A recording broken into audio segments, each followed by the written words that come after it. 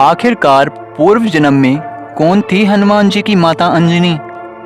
आखिरकार हनुमान जी को वानर रूप क्यों मिला?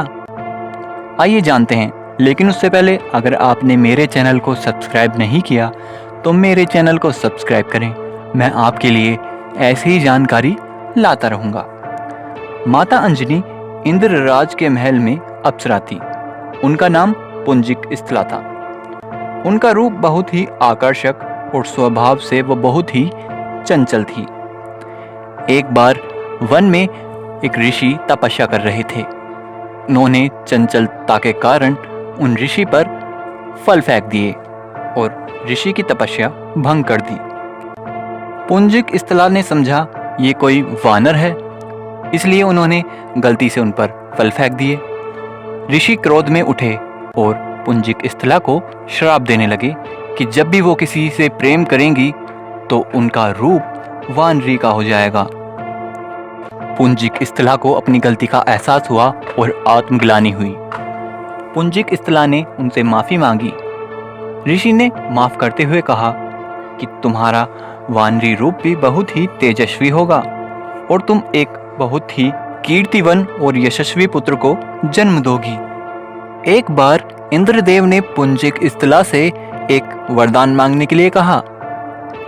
पुंजिक स्थला ने कहा कि अगर ऐसी ही बात है तो मुझे एक श्राप से मुक्त कीजिए। पुंजिक स्थला ने अपनी पूरी कहानी विस्तार से बताई कि कैसे उन्होंने एक वानर समझकर एक ऋषि की तपस्या को भंग कर दिया। वो एक तपस्वी साधु थे। इंद्रदेव ने पूरी बात को विस्तार से सुना और कहा कि आप पृथ्वी की ओर प्रस्थान कीजिए। वहाँ आपको एक राजन मिलेंगे।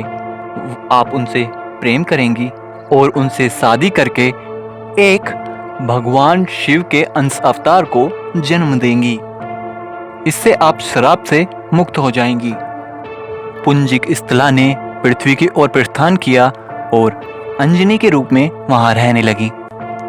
एक दिन वो वन में घूम रही थी तो उन्हें एक राजन दिखे। उन राजन को देखते ही दूर से उन्हें प्रेम हो गया।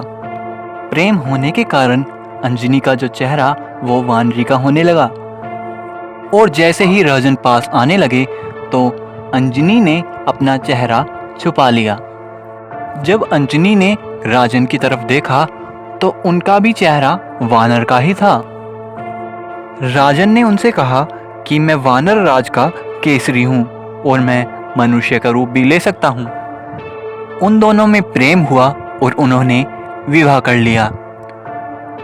कुछ वर्ष बाद जब उनके पुत्र ना हुआ तो वो मातंग ऋषि के पास गईं। मातंग ऋषि ने उन्हें एक उपाय करने के लिए कहा। एक नारायण पर्वत है, उस पर जाइए और 12 वर्ष तक तपस्या कीजिए और व्रत कीजिए। अंजनी ने ऐसा ही किया। उपाय करने के बाद वरुण देव उनसे प्रसन्न हो गए और उन्हें एक बलशाली पुत्र होने का वरदान दिया। उसके बाद माता अंजनी ने शिव की तपस्या की। शिव प्रसन्न हुए और उन्हें एक वरदान मांगने के लिए कहा। अंजनी ने कहा कि मुझे एक श्राप से मुक्त होने के लिए आपके अंश अवतार को जन्म देना होगा, इसलिए आप एक अंश अवतार के रूप में मेरी कोख से जन्म लें और मुझे एक श्राप से मुक्त कीजिए। भगवान शिव ने उन्हें आशीर्वाद दिया और फिर हनुमान जी का जन्म हुआ।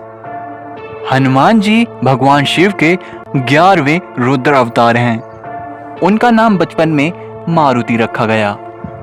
फिर धीरे धीरे परिस्थिति के हिसाब से उनका नाम कभी हनुमान और कभी बजरंगबली रखा गया।